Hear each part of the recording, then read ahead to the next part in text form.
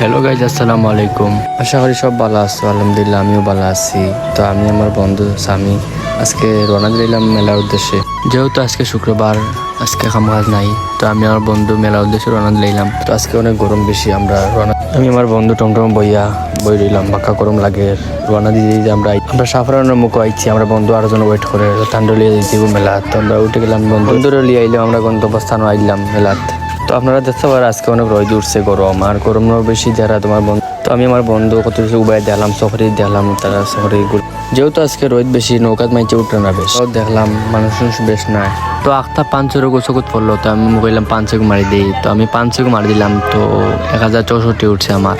তো আখটা বন্দুক 4টা 20 টাকা করি, 4টা মারি 2টা লাগাইলাম। ও বাইরে দেখে সফরে কইছে ওখানে উঠে দেয়। আমি আমার বন্ধুলে উঠে গেলাম। উঠিয়া তো দেখলাম আস্তে আস্তে সময় আর একটু স্পিড বাড়ে। তো আজকে পর্যন্ত আমার ব্লগ শেষ। তো ভিডিওটা যদি সুন্দর লাগে সবাই কমেন্ট বক্সে জানাইবা। আসসালামু আলাইকুম।